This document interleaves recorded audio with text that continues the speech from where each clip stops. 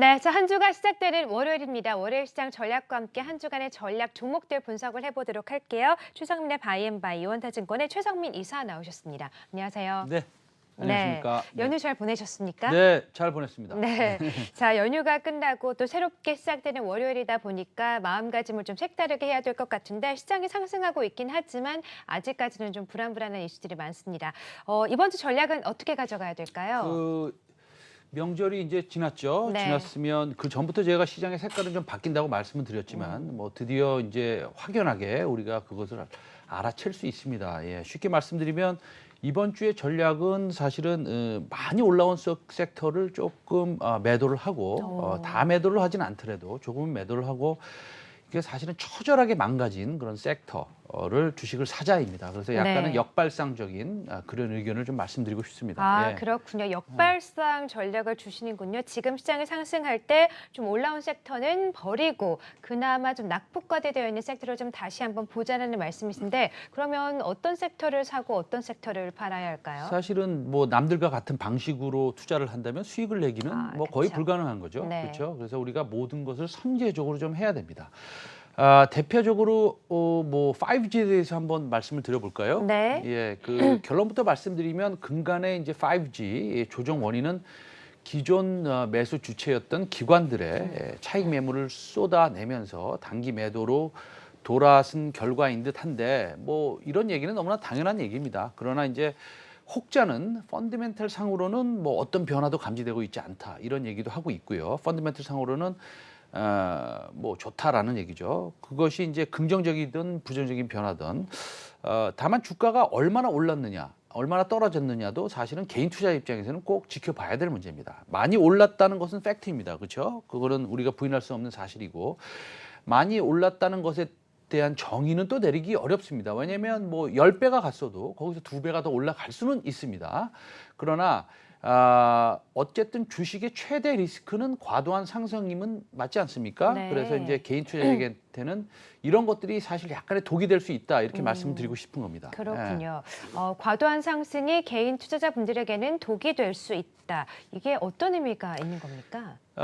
사실은 뭐 조정을 거치고 다시 올라갈 수는 있죠. 네. 그러나 사실은 조정을 거치는 그 아픔을 개인 투자자들은 견디기가 어렵죠. 네. 기관이나 외국인은 준비된 자금으로 계속 뭐 물을 타면 그만이지만 개인들은 그러기가 좀 어렵습니다. 네, 그렇군요. 그러니까 이 과도한 상승이 개인 투자자분들에게 오히려 좀 안 좋다는 게 조정을 거치고 올라갈 것인데 개인 투자자분들이 이 조정을 거치는 기간 동안 너무 큰 아픔이 있기 때문에 좀 매도를 하고 다음번에 다시 상승을 할 때 다시 한번 노려보자 이런 말씀이시군요. 네, 그렇습니다. 네. 예, 그래서 사실 5G 대장주인 뭐 KMW를 예를 한번 들어보겠습니다. 네. 예를 들어보면 대주주 지분 매각이 있었지 않습니까? 이미 뭐 다 아시는 거지만 사실 우리가 이렇게 이제 물어볼 수 있습니다. 뭐 대주주가 지금 팔아야 되느냐? 한 달 전에 팔면 뭐 큰 문제가 있는 것이냐?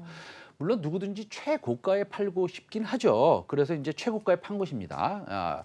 그러나 고가에 판 것을 나무라는 것이 아니라 시장의 코멘트가 예를 들어서 뭐 그렇게 팔 수밖에 없었다라는 불가피하다라는 코멘트는 납득하기가 좀 어려운 거죠. 연초에 이제 유상증자 대금 마련을 위해서 대주주가 담보대출을 받았지 않습니까? KMW를. 그래서 월 수천만 원의 이자를 뭐 내야 돼서 그 부담이 있었다라는 것인데 그러면 뭐 얼마 전에 그럼 뭐 한 4개월 전에 팔아서 나머지 상승분을 시장에 나눠주는 것이 대주주의 덕이다라고 제가 이렇게 주장을 한다면 그것도 아주 틀린 얘기는 아닐 것입니다.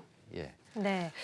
그러면 5G 관련된 이런 섹터는 앞으로 어떤 전략을 가져가야 될까요? 그래서 이제 많이 오른 섹터에 대해서 제가 한 가지 예를 든 것입니다. 네. 5G를. 그래서 이제 투자 전략상으로 이번 조정 기회를 5G 매수 기회로 삼는다라는 것은 뭐 사실 좀 부담스럽겠죠. 예, 일단 가진 것의 일부는 좀 매도하고 네. 지켜보는 게 원칙입니다. 오해가 없으시게 분명히 다시 한번 강조해 드리면 여기서 올라갈 수 있겠죠. 그러나 그렇게 따지면 지금 시장에 좋은 주식들은 그만큼 또 올라갈 수 있는 주식들이 있습니다. 그래서 실적이 많이 반영된 것으로 판단하고 더욱이 시장이 낙폭과대 종목, 그다음에 경기 순환주로 매기가 지금 확산되고 분산되는 이 과정에서 수익을 좀 내셨다면 조금은 수익을 챙기시는 게 좋지 않겠느냐 이런 말씀을 드리는 겁니다. 네, 예. 그러니까 5G 관련된 종목들이 최근 상승을 좀 거듭하고 있었고 최근 시장에서 약간의 조정이 있는데 지금 조정 구간에서 더 매수를 하기보다는 일단 어느 정도 부분 이익 실현을 하고 다른 종목으로 좀 교체를 하는 게 좋겠다 이런 말씀이시군요. 네, 낙폭과대 그렇습니다. 종목으로. 예, 예. 알겠습니다. 그러면 오늘은 5G 관련주 말고 이런 낙폭과대 종목을 가지고 네. 오셨을 것 같아요. 예, 오늘 방송에서 제가 종목들을 언급하는데 이게 네. 매수 매도의 의견은 아닙니다. 그래서 이 점 명확히 해드리고요. 오늘 제가 참조한 리포트는 제주항공입니다. 제주항공이군요. 예, 그래서. 자, 오늘은 제주항공을 가지고 오셨습니다. 최근 항공 업종, 아시아나항공 때문에 여러 가지 이슈가 참 많은 업종이기도 한데 제주항공 투자 포인트 한번 짚어볼까요? 네, 네. 두 가지 제가 말씀드리겠습니다. 절대 주가, 락바텀이 퍼 13배다라는 것이고요. 그다음에 이제 아시아나항공 인수 가능성이 있다라는 것입니다. 한일 간의 이제 정치적 문제가 이제 최악의 상황입니다. 그렇죠? 예, 다만 우리가 이 이슈를 투자에 잘 활용해야 됩니다. 네. 지금이 최악인가 아니면 더 나빠질 것인가?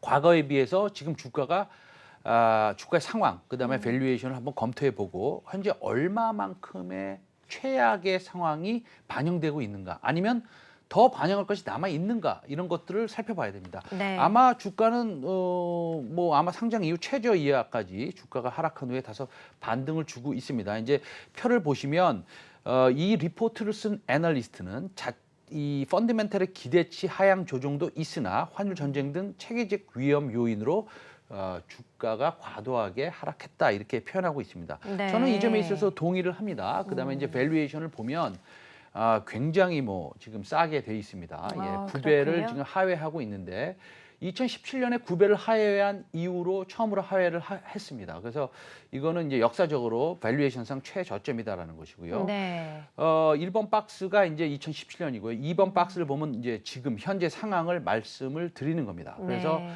아주 유사하게 지금 절대적 저평가 구간을 지나고 있다라고 판단되는 것입니다. 네. 예. 자, 첫 번째 투자 포인트는 이제 절대적으로 저평가되어 있다는 점을 꼽아주셨는데 시간이 많지 않아서 다른 모멘텀도 좀 설명을 부탁드릴게요. 네. 애경그룹이 사실은 11일 아시아나항공 인수 적격 후보로 선정됐습니다. 그렇죠. 네. 그래서 이제 사실은 아시아항공을 애경산업이 꼭 인수를 할 수 있다, 100% 그렇다라고 얘기하는 것보다도 이런 모멘텀이 있다는 것입니다. 그리고 만약에 그렇게 성공한다면 사실은 둘 간의 시너지 효과가 엄청 날 것으로 봅니다. 그래서 네. 시장의 색깔이 바뀌고 있고 경기 순환주로 매기가 형성되고 있습니다. 물론 다만 아람코의 피폭 문제로 지금 그 WTI나 원유가의 그러니까요. 선물이 좀 올라가고 있지 않습니까? 항공주에는 안 좋지 않습니까? 그렇습니다. 유가 상승이? 항공주에는 단기적으로는 안 좋지만 네. 사실은 항공유라는 것은 계약을 롱텀으로 장기적으로 하는 것이고 그쵸. 이미 또 트럼프도